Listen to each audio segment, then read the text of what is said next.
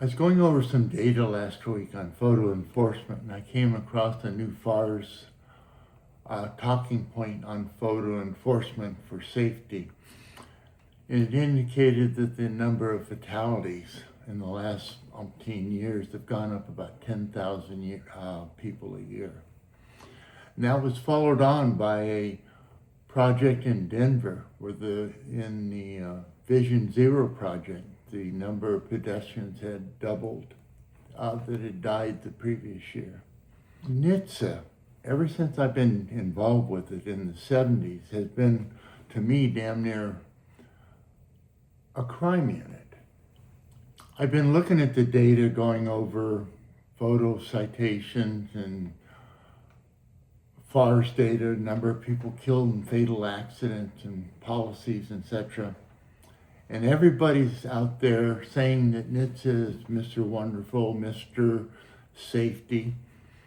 To me, they're probably the most dangerous agency we have in this country, because they've actually been responsible over time for more people than we probably lost in Vietnam.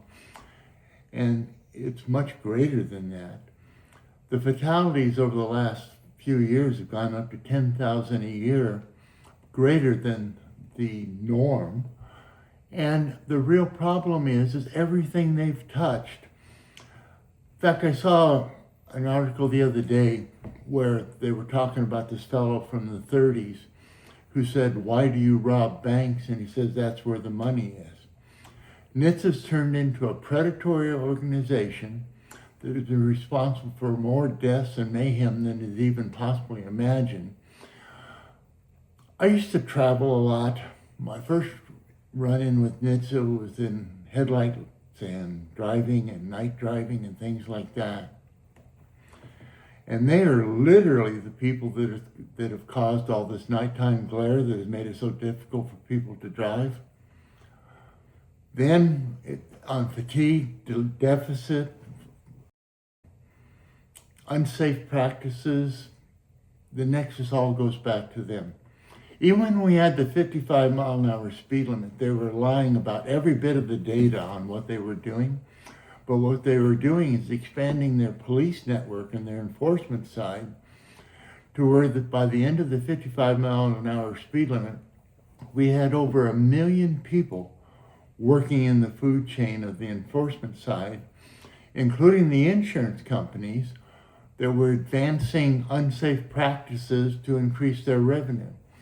The Insurance Institute for Highway Safety, who's currently on their website as one of the great things in public sector safety efforts, were making 30%, their constituents were making 30% of the income off of citation surcharges.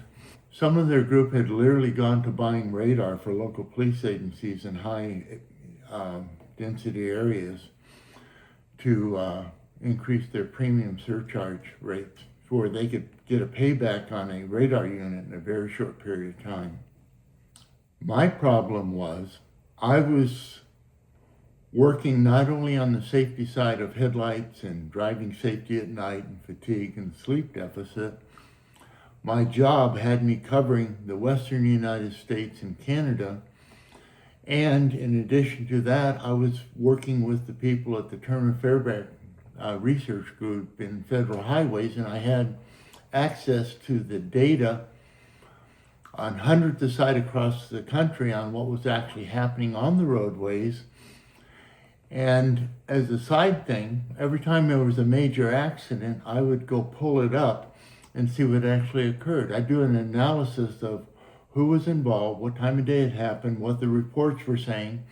Then I'd go back and do a Google Earth, look at the conditions, the roadway, the conditions. Then I'd go back at the time of day that it would happen and take a look and see what the conditions were contributing. And what I found out early on is every bit of the data they were collecting was skewed to advance their political agenda, while all the things that were being done or required or over the past we had learned on how to improve safety were being killed off. They actually drove a stake in the heart of every core part of the safety criteria prior to that period.